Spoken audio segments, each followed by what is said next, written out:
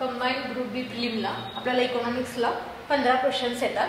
तर आपण ते 15 क्वेश्चन्स बघूया 2024मध्ये आलेले. आणि त्याच बेसिसवरती मी त्या PYQच्या बेसिसवरती मी माझे देखील क्वेश्चन्स तयार केलेले आहेत आणि त्याच माध्यमातून नंतर आपण त्याचं डिस्कशन पण बघूया. कोणतं क्वेश्चनचा आन्सर कसं काढायला पाहिजे आणि फॅक्च्युअल आपल्याला किती डेटा माहिती असायला पाहिजे ते आपण बघूया. ठीक आहे. तर पहिला क्वेश्चन बघा.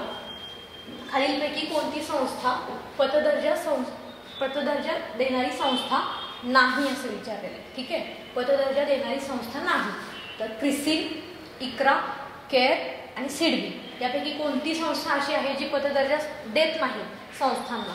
तर ती कोणती आहे? सिडबी आहे. ठीक आहे. आन्सर आहे 4. आपण एक्सप्लेनेशन पण बघूया. पण हा असा क्वेश्चन कोणत्या क्वेश्चनवरती तयार केला आहे? तर 2024ला असा क्वेश्चन आला होता. तर बघा इथे काय म्हणत आहे, भारतीय रहिवाशांसाठी खालीलपैकी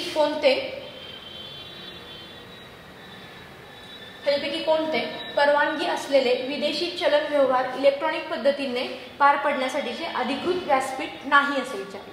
ठीक आहे. इथे देखील आपल्याला असं काय काढायचं आहे की जे अधिकृत व्यासपीठ नाहीये, की जे विदेशी चलन व्यवहारांना अधिकृत व्यासपीठ पुरवत नाही. ठीक आहे. तर मग इथे वाचा, एक मान्यता प्राप्त स्टॉक एक्सचेंज. इथं ऑप्शनमध्येच दिलेलं आहे की मान्यता प्राप्त आणि आपल्याला विचारलेलं काय आहे? अधिकृत नाही. ठीक आहे. मग हे मान्यता प्राप्त आहे म्हणजे अधिकृत असणार आहे. ओके. नंतर भारतीय रिझर्व्ह बँक RBI द्वारे अधिकृत व्यासपीठ. ठीक आहे. तर अधिकृत व्यासपीठ आहे का हे? यस. आपल्याला नाही विचारलं. नंतर फॉरेक्स ट्रेडिंग सेवा देणारे कोणतेही ऑनलाईन व्यासपीठ. याच्यामध्ये अधिकृत किंवा मान्यता प्राप्त अशा काही शब्दच वापरलेला नाही आहे. ठीक आहे. त्यामुळे हाच ऑप्शन असणार आहे. आणि खाली बघा पुन्हा, परकीय चलनात व्यवहार करण्यासाठी भारतीय रिझर्व्ह बँकेने प्राधिकृत केलेली बँक. ठीक आहे. त्यामुळे ही पण कसं आहे? अधिकृत व्यासपीठ आहे. त्यामुळे आन्सर येणार ती.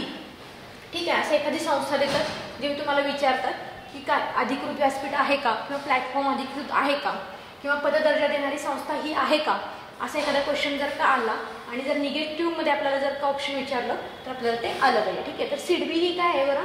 ही लघु उद्योगांना पतपुरवठा करणारी संस्था आहे आणि ज्या बाकीच्या ज्या आहेत त्या आहेत पतदर्जा देणाऱ्या संस्था आहेत. ठीक आहे. तर आपण त्याबद्दल पण थोडीफार माहिती बघूयात. ठीक आहे. तर भारतातील पतदर्जा देणाऱ्या संस्था क्रिसिलचा लॉंग फॉर्म बघा काय आहे? Credit rating and information services of India limited. म्हणजे क्रेडिट देते ते. ठीक आहे. संस्थांना 1987 ची स्थापना आहे आणि मुंबईत त्याचं काय आहे? मुख्यालय आहे. इक्रा. त्यानंतर इक्रा बघा, investment information and credit rating agency. 1991 ची स्थापना आहे आणि नवी दिल्ली येथे त्याची मुख्यालय आहे. त्यानंतर care, credit analysis and research limited. ठीक आहे. 1993 ची स्थापना आहे आणि मुंबई येथे त्याची मुख्यालय आहे. तर हे आहे भारतातील पतदर्जा देणारे संस्था आहेत. काही आपल्याला आंतरराष्ट्रीय स्तरावरचे देखील विचारले तरी आपल्याला ते करून ठेवले पाहिजेत. आणि ह्या संस्था आहेत त्या पतदर्जा देतात. आणि जे आपण चौथा ऑप्शन घातलं होतं सिडबी, तर सिडबी काय आहे ते बघूया. लघु उद्योगांसाठी कार्यरत असणारी ती एक बँक आहे. ठीक आहे. सिडबी. मग सिडबीचं लॉंग फॉर्म विचारतील आपल्याला, small industries development bank of India. Small इंडस्ट्रीजसाठी म्हणजे लघु उद्योगांसाठी असणार आहे. आणि त्यांचं काय? स्थापना 2 एप्रिल 1990ला त्याची स्थापना झाली होती. सूक्ष्म लघु मध्यम उपक्रम पतपुरवठा करायचं काम ती करते सिडबी. आणि अजून कोणती आहे बरं? तशाच पद्धतीची मुद्रा आहे. मुद्रा म्हणजे काय? Micro units development रिफायनान्स agency. त्याची स्थापना कधी झालेली आहे? 8 एप्रिल 2015ला. हे कशासाठी आहे बरं? सूक्ष्म उपक्रमातील पतगरज न भागलेल्यांची गरज भागवणे. ठीक आहे. हे त्याचा उद्देश आहे. ठीक आहे. आणि बाकीचे जे आपण वर्गीकरण केलं त्याच्यामार्फत जे कर्ज मिळतं वेगवेगळ्या गटांना, तर ते आपण क्वेश्चन पुढे येणार येतो तर त्यावेळेस बघूया. तर मग आपण क्वेश्चन नंबर 1चा आन्सर काय असणार आहे बरं? सिडबी, जी की पतसंस्था नाहीये, ती पतदर्जा देणारी संस्था नाहीये ती, तर ती पतपुरवठा करते. ठीक आहे. पुढे जाऊया. क्वेश्चन नंबर 2 बघा. भारतीय आदिवासी सहकारी विपणन विकास महासंघाचे मुख्य उद्दिष्ट कोणते आहे? ठीक आहे. आदिवासी म्हणजे नाफेड बद्दल विचारलेलं आहे त्यांनी. ठीक आहे. सॉरी, ट्रायफेड बद्दल विचारलेलं आहे त्यांनी. आयोगाचा क्वेश्चन नाफेड बद्दल होता.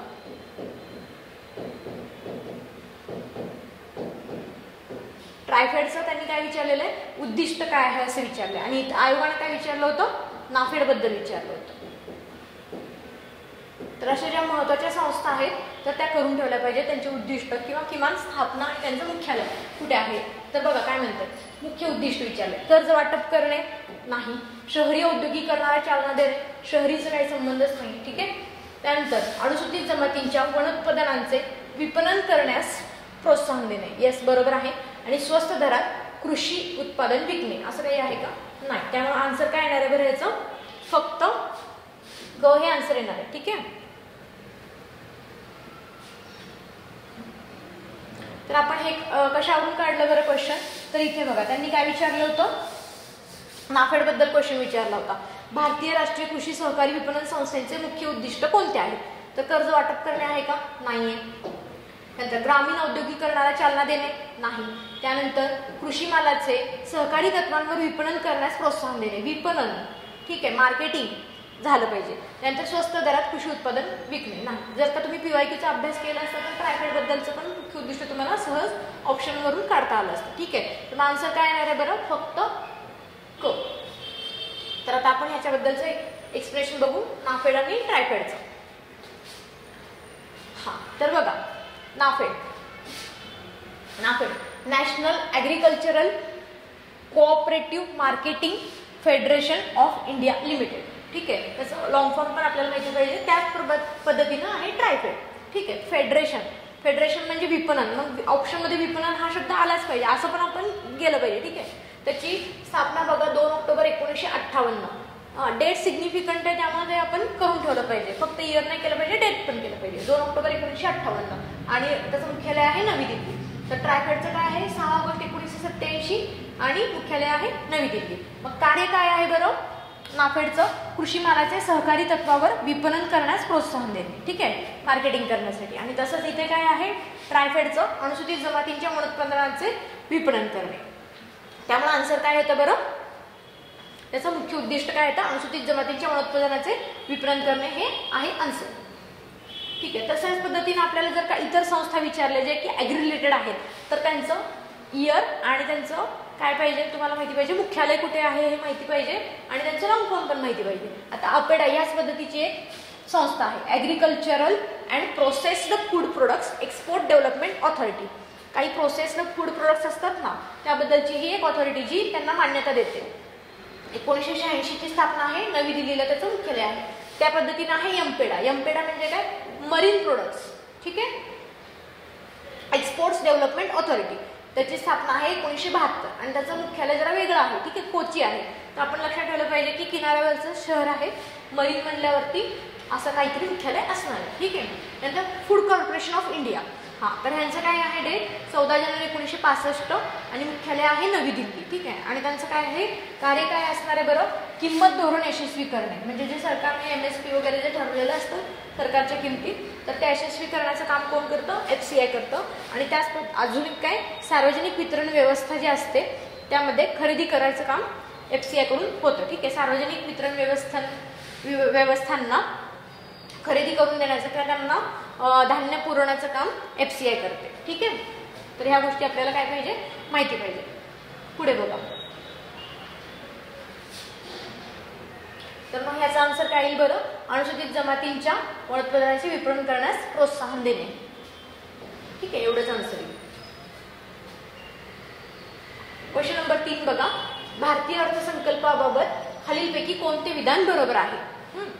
राजकोषीय तूट ही अर्थसंकल्पीय तुटीपेक्षा जास्त असते. बरोबर आहे का हे सेंटेन्स? येस, बरोबर आहे. आणि अनुदानांचे आकारमान व अर्थव्यवस्थेवरील परिणाम मोजण्यासाठी परिणामी महसुली तुटीचा वापर होतो. बरोबर आहे का? येस, दोन्ही पण बरोबर आहे. ठीक आहे. हा, मग आन्सर काय येईल बरं? अ आणि ब दोन्ही योग्य येईल. तर अ आणि ब दोन्ही सेंटेन्स योग्य आहे. मग हा क्वेश्चन कुठून आला? तर बघा त्यांनी काय विचारलं होतं? भारतीय अर्थसंकल्पासंदर्भात खालीलपैकी कोणते विधान बरोबर आहे. ठीक आहे. बजेटबद्दल हा क्वेश्चन आला होता आणि त्याच्यातले कन्सेप्च्युअल पार्ट त्यांनी विचारलेला आहे. अर्थसंकल्पाचा दस्तावेज एकूण जमा खर्च दर्शवतो. बरोबर आहे का? येस. अर्थसंकल्पाचा दस्तावेज राजकोषीय तूट दर्शवतो. येस. प्राथमिक तूट दर्शवतो. बरोबर आहे. आणि भारतीय अर्थसंकल्पाचा दस्तावेज परिणामकारक महसुली तूट दर्शवतो. सगळेच बरोबर आहे. ठीक आहे. तर त्यामुळे काय आहे? वरीलपैकी सर्व आहे. परंतु जर का आता उद्या त्यांनी राजकोषीय तूट म्हणजे काय विचारलं किंवा परिणामी महसूल तूट म्हणजे काय विचारलं किंवा प्राथमिक तूट म्हणजे काय त्यांचा फॉर्म्युला जर विचारला तर ते देखील आपल्याला कन्सेप्ट माहिती पाहिजे. तर आपण त्याचं एक्सप्लेनेशन बघूया. तर भारतीय अर्थसंकल्प बजेटमध्ये आपण अभ्यासाने काय अभ्यास करतो?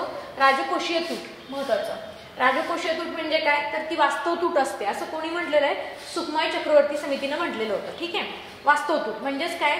जेव्हा सरकार कर्ज घेतं, अर्थसंकल्पामध्ये जी तूट पडलेली असते ती भरून काढण्यासाठी जेव्हा सरकार कर्ज घेतं त्यालाच म्हणू शकतो आपण राजकोषीय तूट. ठीक आहे, म्हणजेच वास्तव तूट. आणि अर्थसंकल्पीय तूट प्लस कर्ज व देयता हे त्याचं काय आहे? फॉर्म्युला आहे. राजकोषीय तूट म्हणजे काय? अर्थसंकल्पीय तूट प्लस कर्ज व देयता. मग आपण अर्थसंकल्पीय तूट तर आता झिरो पकडत आहे. ठीक आहे, आणि त्यामुळे कर्ज आणि देयता डायरेक्ट आपण हे फॉर्म्युला इथं कर्ज लिहिलं ना डायरेक्ट, तर ते ह्यावरूनच लिहिलेलं आहे. का तर अर्थसंकल्पीय तूट तर आता 0 पकडत आहे आणि राजकोषीय तूट म्हणून डायरेक्ट इज इक्वल्स टू कर्ज येतं. ठीक आहे, आणि त्यामुळेच राजकोषीय तूट कशी असते बरं? राजकोषीय तूट अर्थसंकल्पीय तुटापेक्षा मोठी असते. तेच आपण सेंटेन्स मध्ये घातलं होतं. का तर अर्थसंकल्पीय तूट मध्ये जेव्हा आपण कर्ज विसरू तेव्हा राजकोषीय तूट येणार आहे. त्यामुळे राजकोषीय तूट ही कायम अर्थसंकल्पीय तुटीपेक्षा जास्तच असते. आणि आता तर अर्थसंकल्पीय तूट आता 0 दाखवण्यात येतं. ठीक आहे, पुढे बघा. प्राथमिक तूट. प्राथमिक तूट म्हणजे काय तर मागे घेतलेल्या कर्जाचे व्याज फेडण्यासाठी आणखी कर्ज घ्यावे लागणार त्याला म्हणायचं प्राथमिक तूट. ठीक आहे, आता हे राजकोषीय तूट तर असणारच आहे, त्यातून मायनस जेव्हा आपण व्याज करतो तर तेव्हा काय येतं बरं? प्राथमिक तूट येतं. आपल्याला माहिती राजकोषीय तूट म्हणजे काय? कर्ज असतं. ठीक आहे, आणि त्या कर्जावरती प्रत्येक वर्षी काय लागतं बरं? व्याज लागतं. मग ते व्याज पण वाढत जात असतं. मग त्यावेळेस आपल्याला नेमकी तूट किती आहे, प्रायमरी तूट किती आहे आपल्याला कळत नाही. मग प्रायमरी डेफिशिट काढताना आपल्याला राजकोषीय तुटीमधून जर का व्याज वजा केलं तर आपल्याला प्रायमरी डेफिशिट मिळणार आहे. त्यामुळं प्राथमिक तूट बरोबर राजकोषीय तूट मायनस व्याज, आणि 1992 पासून हे अंमलात आलेलं आहे. ठीक आहे, प्राथमिक तूट. आता त्यानंतर बघा परिणामकारक महसुली तूट. महसुली तूट माहिती आपल्याला, महसुली जमा मायनस महसुली खर्च. तर परिणामी म्हणजे इफेक्टिव्ह महसुली तूट काय असणार आहे बरं? तर महसुली तुटीमधून जेव्हा अनुदाने आपण मायनस करू तर तेव्हा आपल्याला परिणामकारक महसुली तूट मिळेल. ठीक आहे, अनुदाने देताना आपल्याला आपला शासनाचा बराच खर्च होत असतो, त्यामुळे नेमकी तूट महसुली तूट किती आहे ही आपल्याला समजत नाही. तर त्यावेळेस महसुली तुटीमधून जर का अनुदाने मायनस केले तर आपल्याला परिणामकारक महसुली तूट मिळतं. त्यामुळेच आपण इथं सेंटेन्स असं घेतलं होतं यामध्ये की अनुदानांचे आकारमान व अर्थव्यवस्थेवरील परिणाम मोजण्यासाठी परिणामी महसूल तुटीचा वापर होतो. बरोबर आहे ना? आपण अनुदानांचं आकारमान किती आहे हे मोजण्यासाठी जेव्हा अनुदान आपण मायनस करू तर त्यावेळेसच आपल्याला काय कळेल? महसुली तूट किती आहे ते समजेल. त्यामुळे सर्वप्रथम घोषित कधी केलं बरं? हे 2011-12च्या बजेटमध्ये केलं होतं आणि 2012 पासून याला वैधानिक दर्जा पण देण्यात आलेला आहे, परिणामकारक महसुली तूट. ठीक आहे, तर पुढे जाऊया क्वेश्चन नंबर 3चा आन्सर आहे मग अ आणि ब योग्य. पुढे बघा,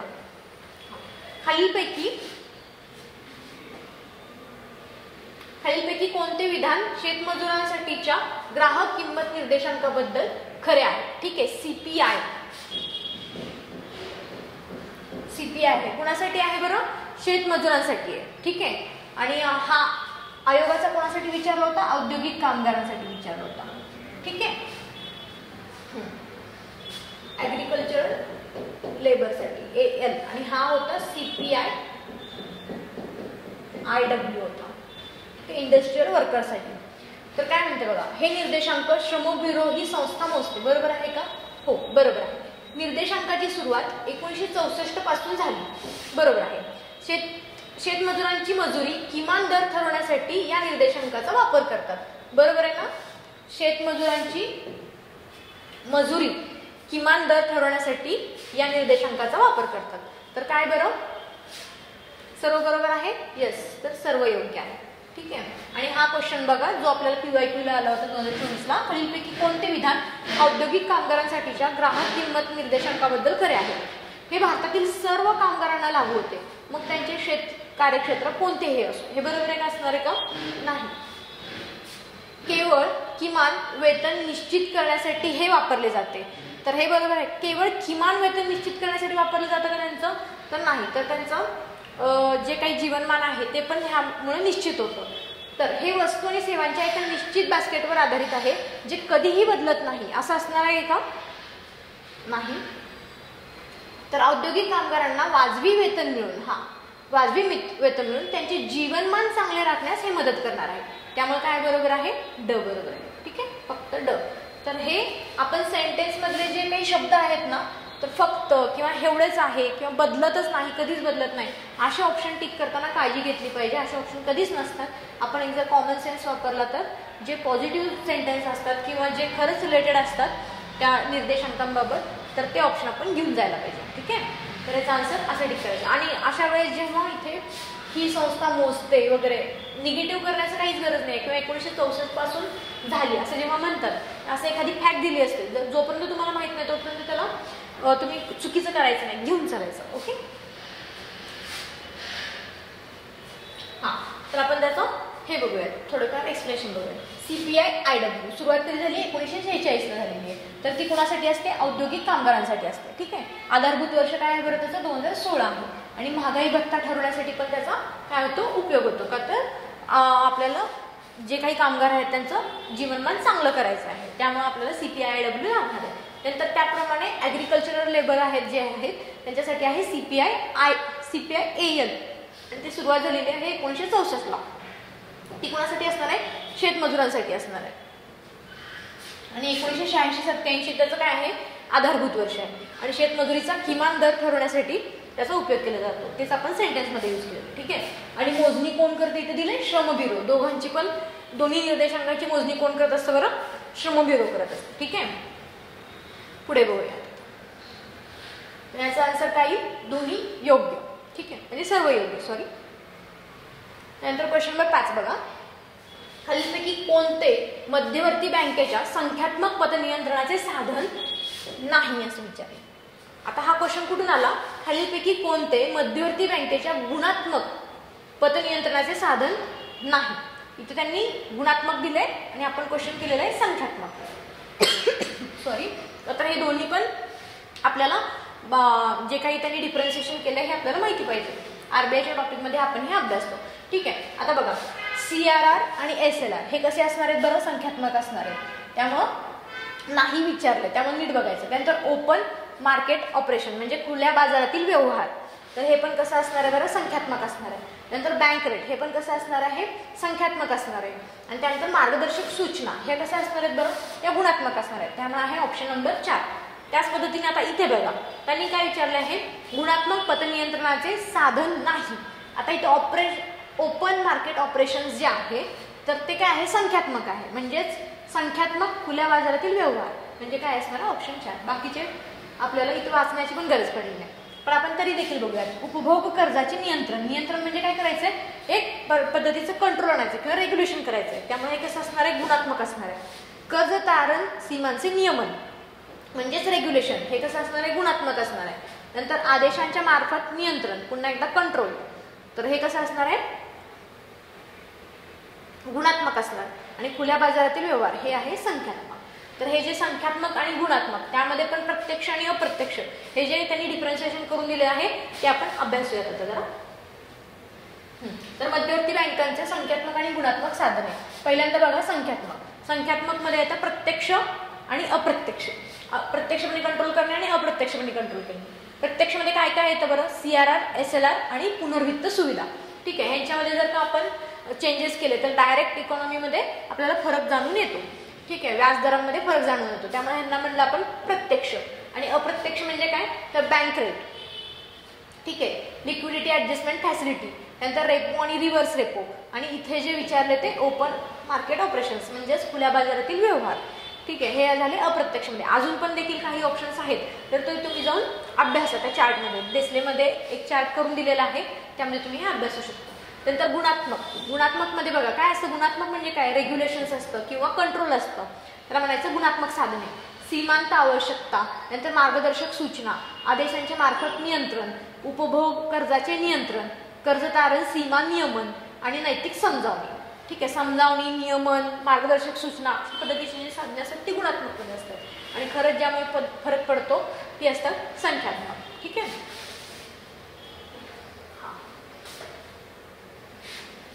पाचचा आन्सर येतं मार्गदर्शक सूचना, जे की संख्यात्मक नाही. आणि हे आयोगाचं जे दिलं त्यांनी ते आहे खुल्या बाजारातील व्यवहार. ठीक आहे, पुढे बघा. खालील विधानांपैकी कोणते बरोबर आहे?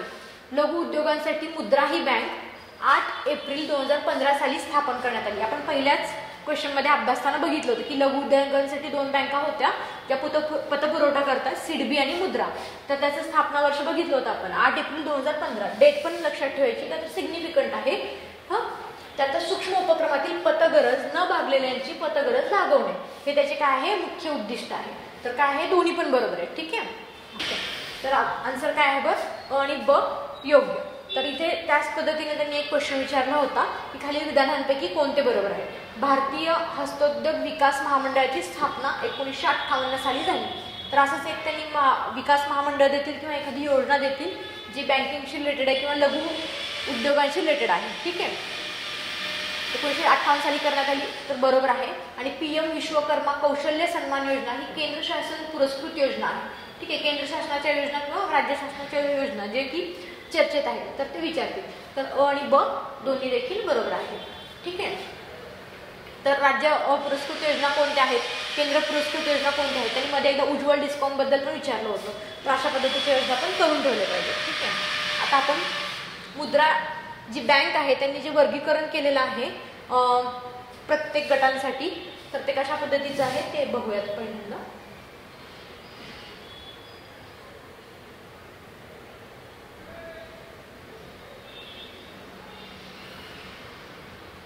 तर बघा, त्यांनी कर्जाचे वर्गीकरण कसं करून ठेवलेलं आहे हे देखील विचारू शकतात. शिशु गटासाठी कसं दिलेलं आहे, 50,000. ठीक आहे, नंतर किशोर त्यासाठी 50,000 ते 5 लाख आणि तरुण 5 लाख ते 10 लाख. आणि त्यांनी आता नवीन एक गट तयार केलेला आहे तरुण प्लस, त्यासाठी आहे 20 लाखापर्यंत ते काय करतात, कर्ज देऊ शकतात मुद्रा बँकेच्या अंतर्गत किंवा प्रधानमंत्री मुद्रा योजना अंतर्गत. ती बँक पण आहे आणि योजना पण आहे, तर दोन्ही पण करून ठेवलं पाहिजे. ओके, पुढे जाऊया. मुद्रा योजनेबद्दल आपण विचारलं, लघु उद्योगांसाठी आहे.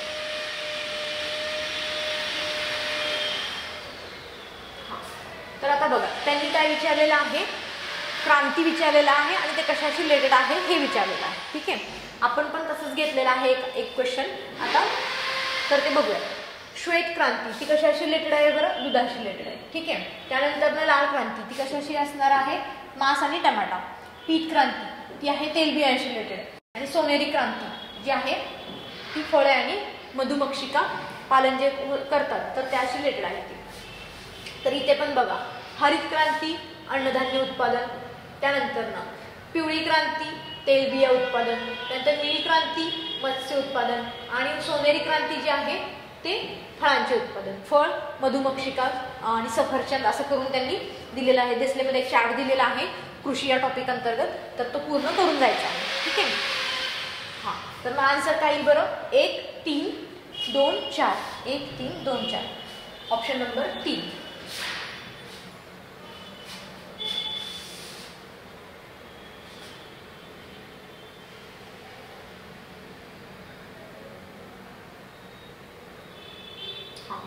तर बघा, एका ठिकाणी काय दिलेलं आहे, क्रांती आणि त्याशी रिलेटेड क्षेत्र. पीठ जे आहे ते तेलबिया उत्पादन, नंतर सोनेरी आहे ते फळे सफरचंद आणि मधुमक्षिका, नंतर गुलाबी जे आहे ती कोळंबी उत्पादनाशी रिलेटेड आहे, नंतर लाल आहे ती कशाशी रिलेटेड आहे, मांस आणि टमाटा, नंतर ग्रे म्हणजेच करड्या कलरची ती आहे खतांशी रिलेटेड, आणि सिल्वर म्हणजे चंदेरी जी आहे अंडीशी रिलेटेड. ह्याच्यामध्ये कन्फ्युजन व्हायचं नाही, पाहिजे तर तुम्ही इंग्लिशमध्ये करा नाही तर मराठीमध्ये करून ठेवा.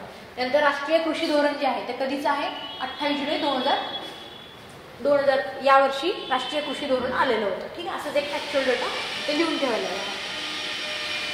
हां, तर हरित क्रांतीबद्दल आतापर्यंत आलेले एकदम सोप्या कॅटेगरीमधले क्वेश्चन जे असतात ते जागतिक हरित क्रांती योजना कोण विचारलं तर नॉर्मन बोरलॉग आहेत. त्यानंतर भारतीय हरित क्रांती योजना डॉक्टर MS स्वामीनाथन आहेत. आणि तत्कालीन त्यांनी कृषी मंत्री विचारलं होतं जेव्हा पहिली हरित क्रांती झाली 65-66 मध्ये, C सुब्रमण्यम होते त्यावेळेस कृषी मंत्री. ठीक आहे, तर या गोष्टी करून ठेवायच्या.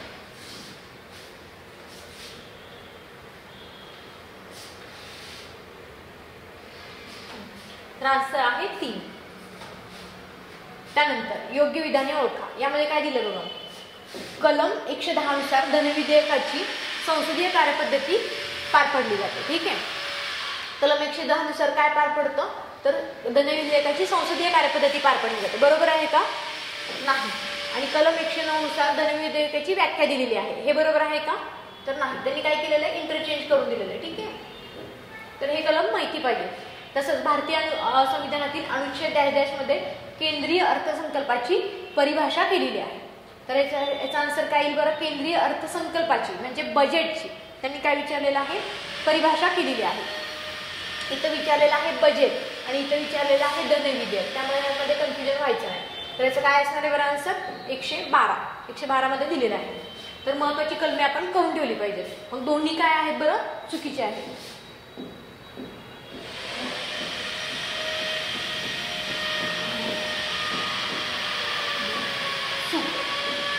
ठीक आहे. आन्सर नंबर 4 आहे. तर आपण काही महत्वाची कलमे बघूयात त्या रिलेटेड. अर्थव्यवस्था बजेट संबंधित महत्वाची कलमे बघा. कलम 109 मध्ये काय सांगितलं आहे? अर्थविधेयक प्रक्रिया सांगितलेलं आहे. आणि कलम 110 मध्ये अर्थविधेयकाची व्याख्या सांगितलेली आहे. आणि 111 मध्ये काय सांगितलेलं आहे बरं? विधेयकांना संमती सांगितलेली आहे. ठीक आहे.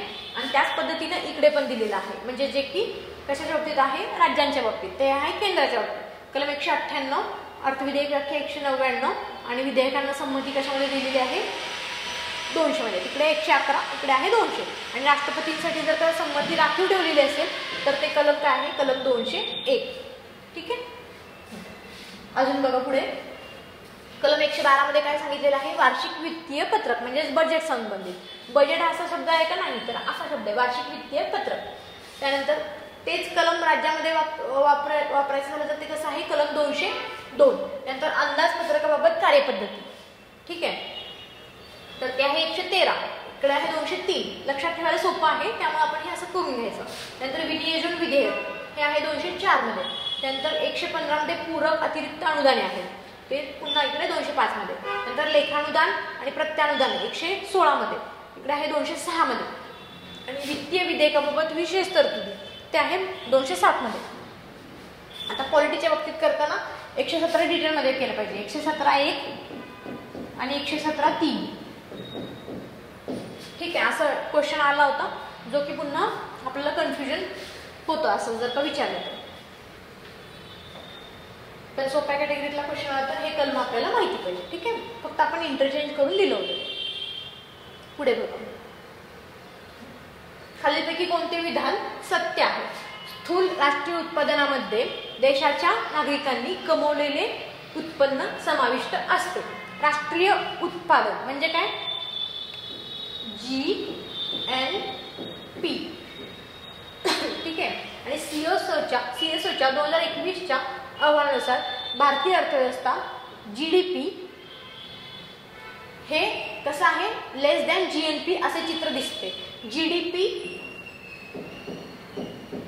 लेस दॅन GNP असं भारतीय अर्थव्यवस्थेमध्ये चित्र दिसतं असं म्हणलेलं आहे. बरोबर आहे का हे?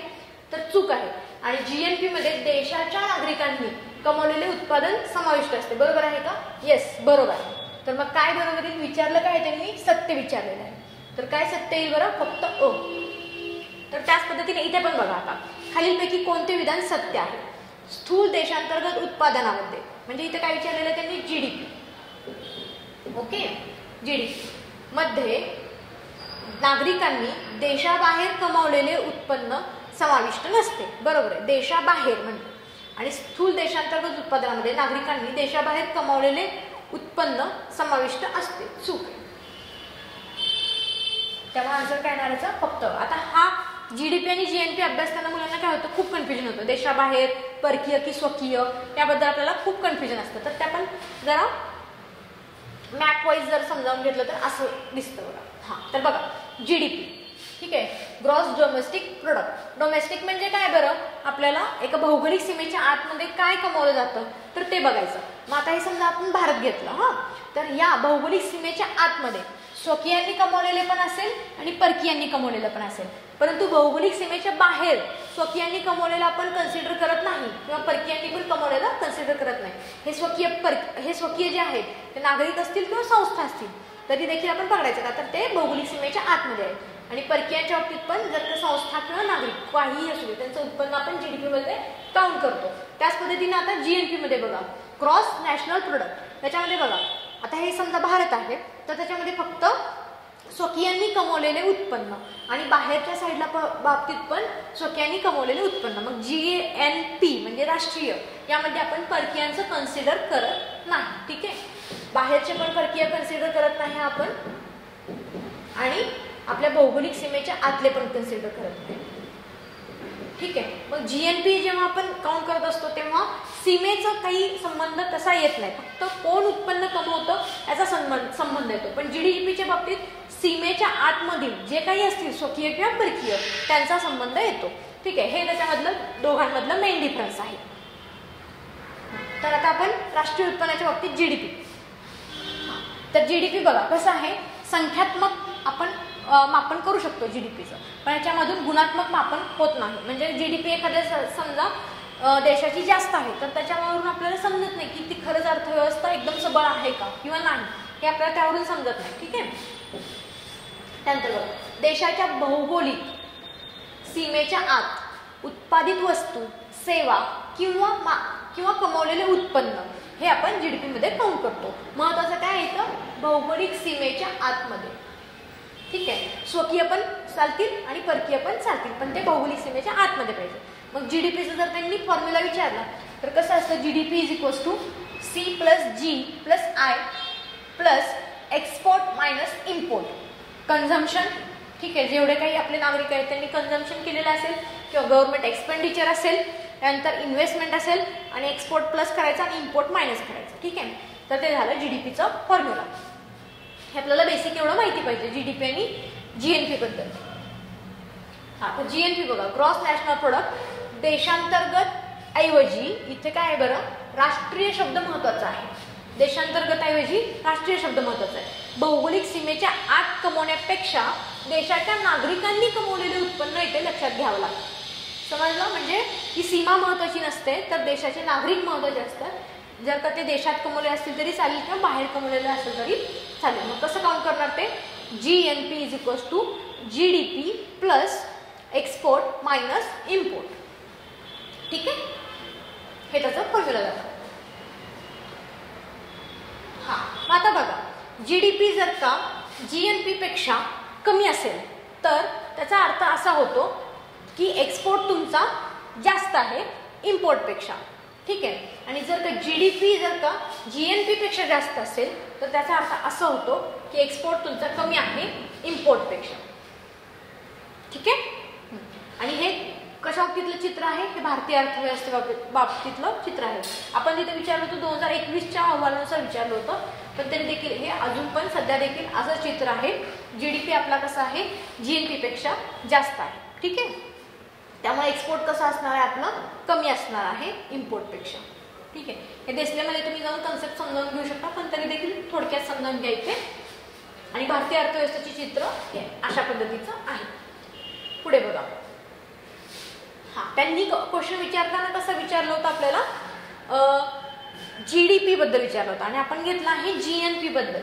ठीक आहे, आता हा पण एक प्रश्न आहे की एनएनपी निव्वळ राष्ट्रीय उत्पादन म्हणजे काय बरं, तर ढोबळ ऐवजी निव्वळ म्हणजे जीएनपी ऐवजी निव्वळ उत्पादन काढल्यामुळे एखाद्या देशाला उत्पादन मिळवण्यासाठी किती खर्च करावा लागतो हे कळतं. ठीक आहे, म्हणजे डेप्रिशिएशन किती होतं हे आपल्याला कळतं एनएनपी काढल्यानंतर. म्हणजे GNP minus depreciation, GNP minus D, याच्यावर एनएनपी निघतं. मग एनएनपी कसं असणार आहे बरं, कायमच कमी असणार आहे जीएनपी पेक्षा. ठीक आहे, हे आपल्याला सेंटेन्स करून दिलं तर हे यायला पाहिजे. आणि डेप्रिशिएशन म्हणजे काय, घसारा म्हणजे काय बरं, भांडवली वस्तूचे मूल्य डिवायडेड बाय भांडवली वस्तूचे उपयुक्त आयुर्मान. असं जर का केलं तर आपल्याला काय मिळतो, त्याचा घसारा. हे घसाऱ्याचा फॉर्म्युला आहे. ठीक आहे, हे आपल्याला बेसिक कन्सेप्ट माहिती पाहिजे, जीडीपी, जीएनपी, एनएनपी आणि डेप्रिसिएशन. ठीक आहे, पुढे जाऊया.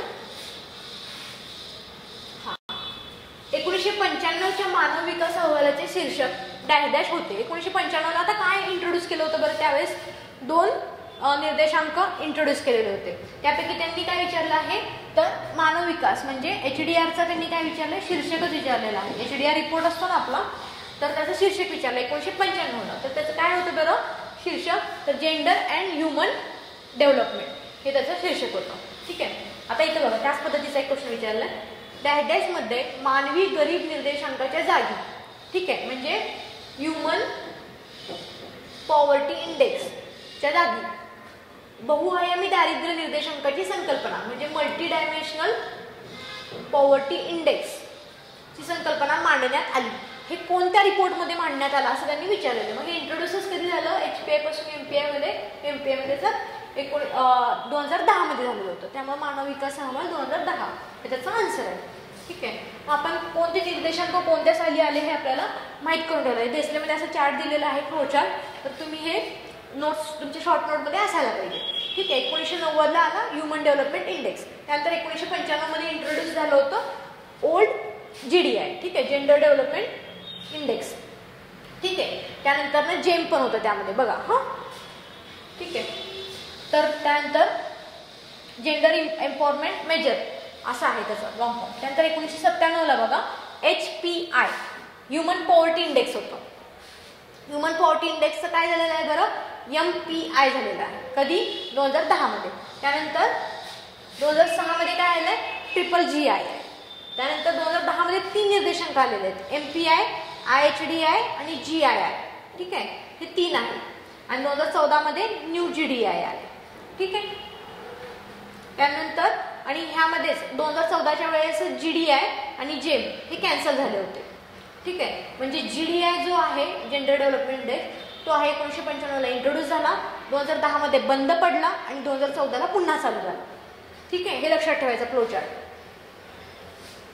तर बघा जेंडर डेव्हलपमेंट इंडेक्स आपण त्याचं शीर्षक घेतलंय ना, 1995 ला तेच इंट्रोड्यूस झालं होतं, त्यामुळे त्याचं अहवालाचं नाव तसं होतं. ठीक आहे.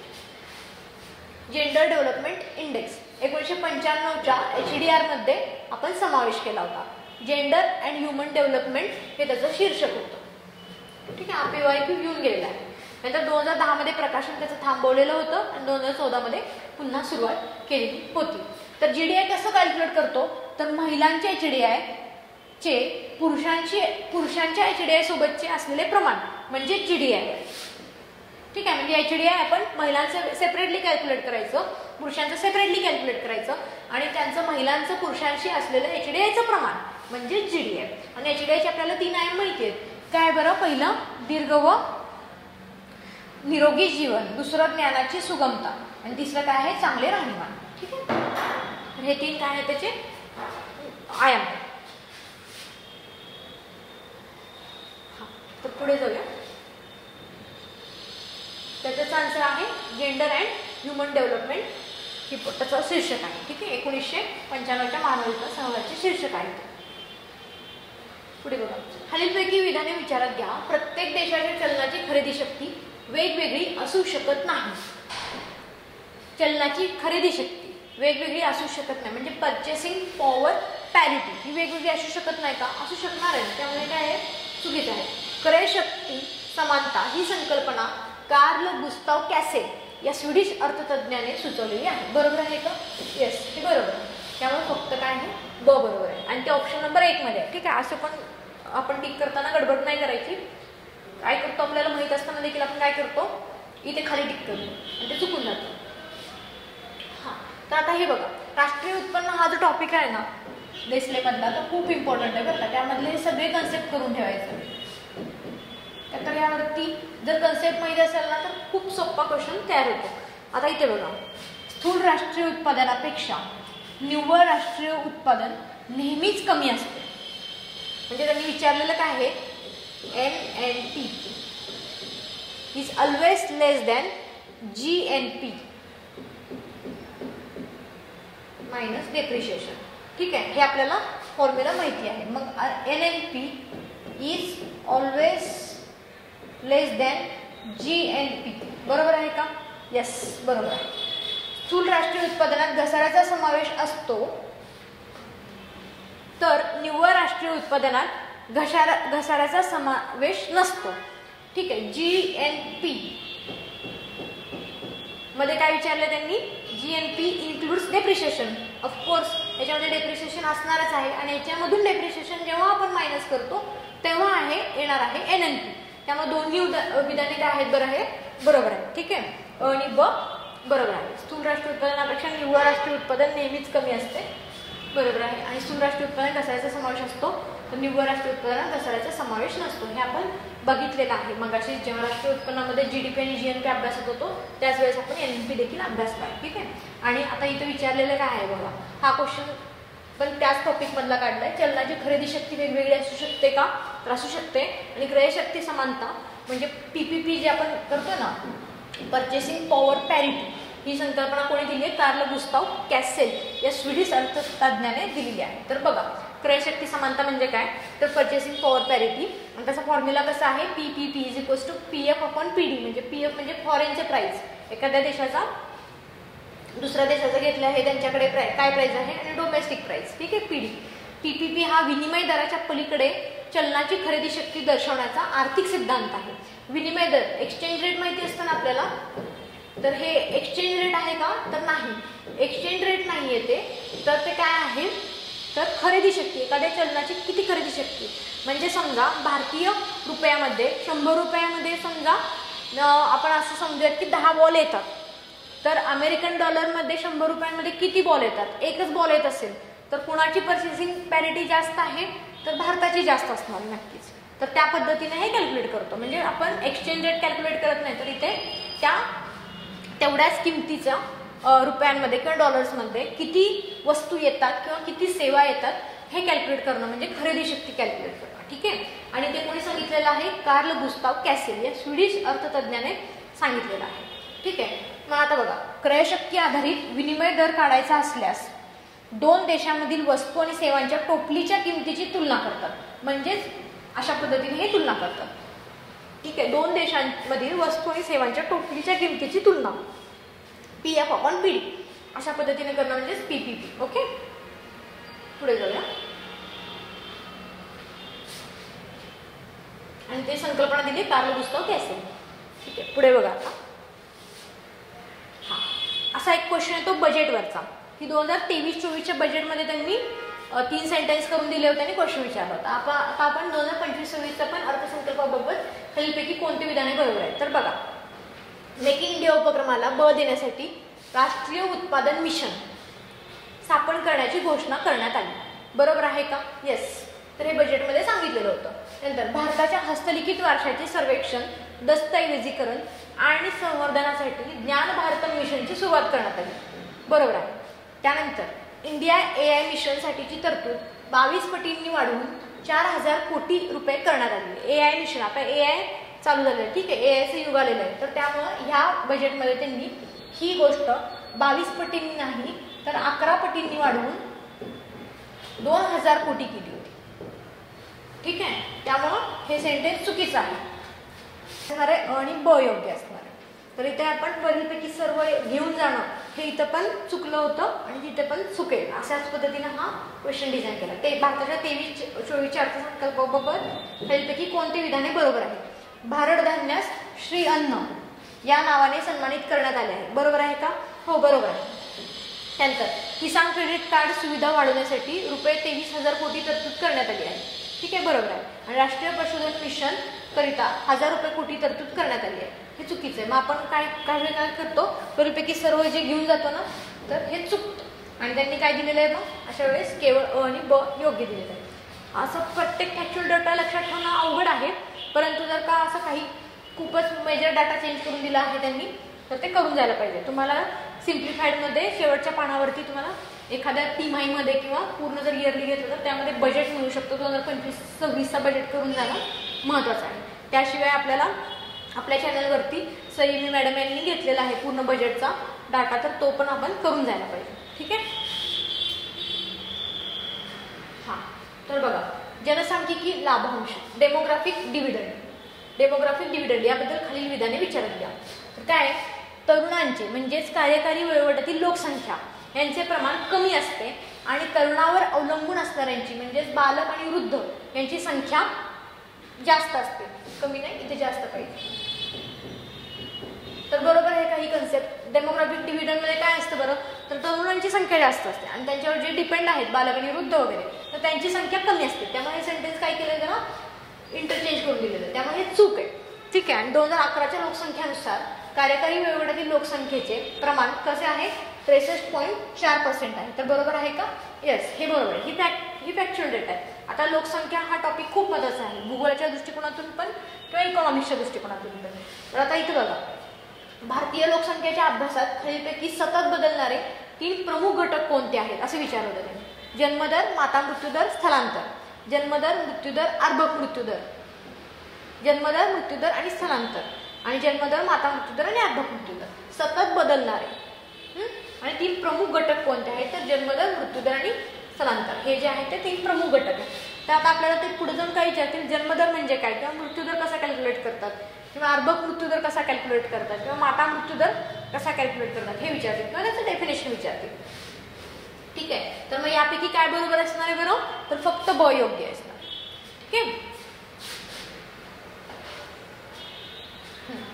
लोकसंख्या, लाभांश, अवस्था. आता बघा, जशी अर्थव्यवस्था प्रगत होत जाते, जशी अर्थव्यवस्था प्रगत होते त्यानं काय काय चेंजेस होतात, तर आधी मृत्यूदर कमी होतो पहिला, त्यानंतर जन्मदर कमी होतो, आणि त्यानंतर जसे जसे टप्पे पुढे जातात अर्थव्यवस्थेचे तसं तसं बाल मृत्यूदर कमी होतो, शिशु मृत्यूदर कमी होतो आणि जनन दर पण कमी होतो. आणि याचा एकत्रित परिणाम म्हणून काय होतं माहिती का, तर तरुण कार्यकारी वयोगटाचं प्रमाण वाढतं आणि तरुणांवरील अवलंबित असलेले बालक आणि वृद्ध यांचं प्रमाण कमी होतं. म्हणजेच ह्यामुळे काय होतं, तर डेमोग्राफिक डिव्हिजन आपल्याला भेटतं. ठीक आहे. तर चार्टच्या प्रमाणात दाखवायचं झालं तर कसं दाखवता येईल बरं? जनसांख्यिकी लाभांश. हे बघा, असं जर आपण चार्ट काढला, काळ जसा पुढे जाईल म्हणजे अर्थव्यवस्थेचा टप्पा जसा पुढे जाईल तसं एकूण उत्पन्न हे असं वाढत जाणार आहे, कार्यकारी लोकसंख्या वाढत जाणार आहे, आणि मृत्यूदर कसा झालाय, कमी झालाय. ठीक आहे. आणि जन्मदर पण कसा झाला आहे, कमी झाला आहे. आणि याचा एकत्रित परिणाम काय झालेला आहे, जनसांख्यिकीय लाभांश आपल्याला इथे भेटत आहे. ठीक आहे. हा, तर लोकसंख्येचे प्रमुख 3 घटक आता आपल्याला जे विचारले होते. तर ठीक आहे, पहिल्यांदा आहे जन्मदर. 2011 मधील भारतातील जर का ओबडधोबड जन्मदर विचारला तर किती आहे, तो 21.8 आहे. ठीक आहे. आणि तो सर्वाधिक यूपी आणि बिहारमध्ये. सॉरी, मृत्यूदर कसा म्हणतात, कॅल्क्युलेट करतात, एका वर्षात 1000 लोकसंख्येमागे मृत्यू पावणाऱ्या व्यक्तींची संख्या म्हणजे ती असते मृत्यूदर. आणि 2011 मध्ये मृत्यूदर किती होता, 7.1% होता. नंतर स्थलांतर तर तुम्हाला माहिती आहे, तर एका प्रदेशातून दुसऱ्या प्रदेशात जाणे, मग ते सर्वात जास्त स्थलांतर आपल्याला माहिती 3 ते 4 आपल्याला उतरता क्रम किंवा चढता क्रम करून विचारतील. तर ग्रामीण ते ग्रामीण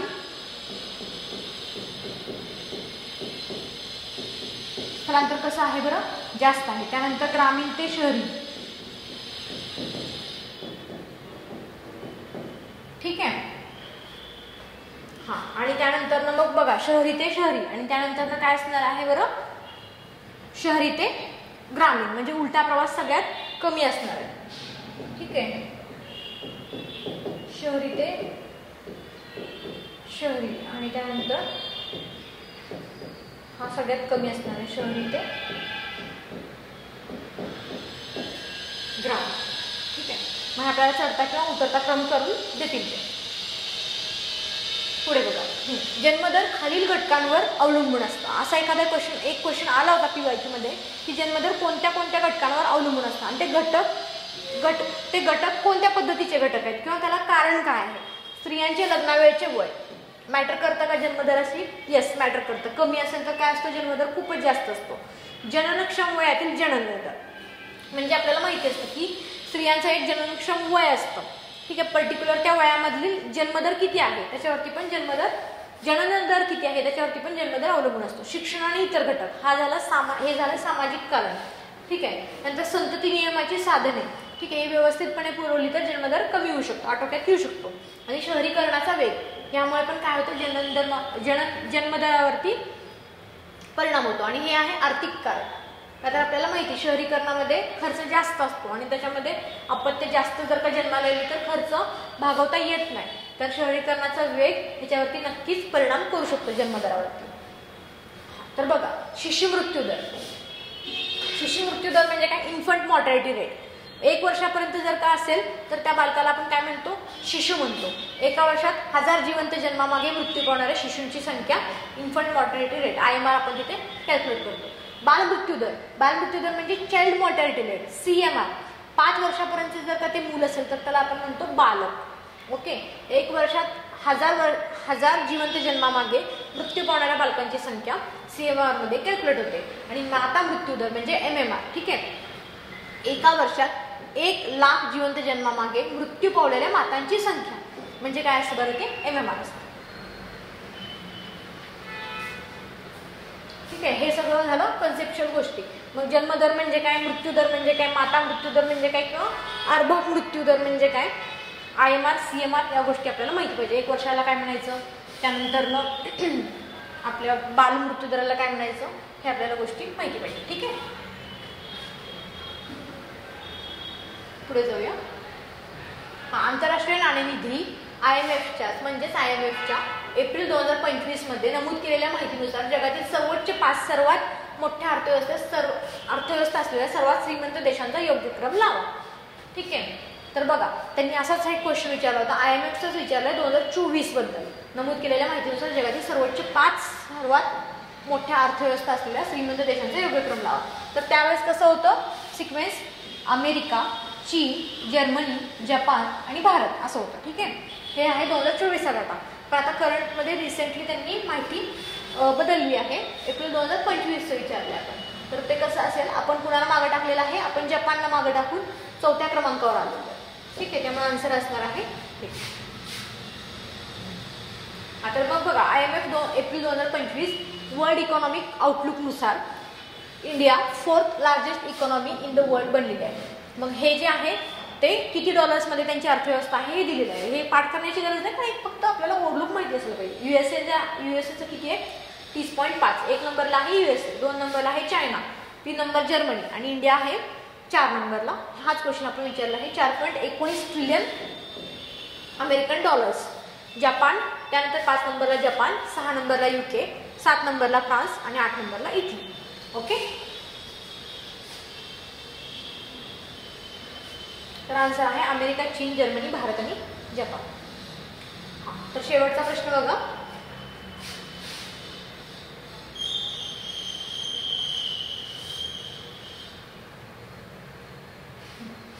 नरसिंह 15वा क्वेश्चन आहे. नरसिंह समितीचा अहवाल डॅशशी संबंधित आहे. नरसिंह समिती विचारलेली आहे त्यांनी आपल्याला. ठीक आहे. नरसिंह समिती कशाशी रिलेटेड आहे, वित्तीय आणि बँकिंग सुधारणा. ठीक आहे. डॉक्टर विजय केळकर समितीचा अहवाल हा डॅशशी संबंधित आहे, हा क्वेश्चन विचारला होता. ती संबंधित होती अप्रत्यक्ष कर विषयक सुधारणा. तर आपल्याला काही समित्या विचारतील किंवा कोणत्या कर सुधारणा असतील, औद्योगिक सुधारणा असतील, या रिलेटेड कोणत्या समित्या आहेत असाही क्वेश्चन होऊ शकतो. उखाजामध्ये अशा बऱ्याच सुधारणा आहेत. उखाजा हा जो टॉपिक आहे, उदारीकरण, जागतिकीकरण आणि खाजगीकरण, यामध्ये आपण जायचं देसलेच्या पुस्तकामध्ये आणि हा टॉपिक अभ्यासायचा. तिथे औद्योगिक सुधारणा, कर विषयक सुधारणा, चलन विषयक सुधारणा, त्यानंतर व्यापार विषयक सुधारणा, या कोणत्या कोणत्या समित्या आहेत किंवा काय त्यांनी सुधारणा दिलेल्या आहेत हे तिथे अभ्यासता येतं. तर उखाजा टॉपिक आहे, त्यामध्ये औद्योगिक सुधारणा बघा. 24 जुलै 1991ला नवीन औद्योगिक धोरण आलं होतं. त्यावेळेस आपले तिथे आपण नवीन आर्थिक सुधारणा पण बघितलेले आहेत. तिथले पंतप्रधान कोण होते, त्यानंतर अर्थमंत्री कोण होते, अशा पद्धतीचा देखील क्वेश्चन येऊन गेलेला आहे. नंतर 4 नोव्हेंबर 2011ला राष्ट्रीय उत्पादन धोरण आलं.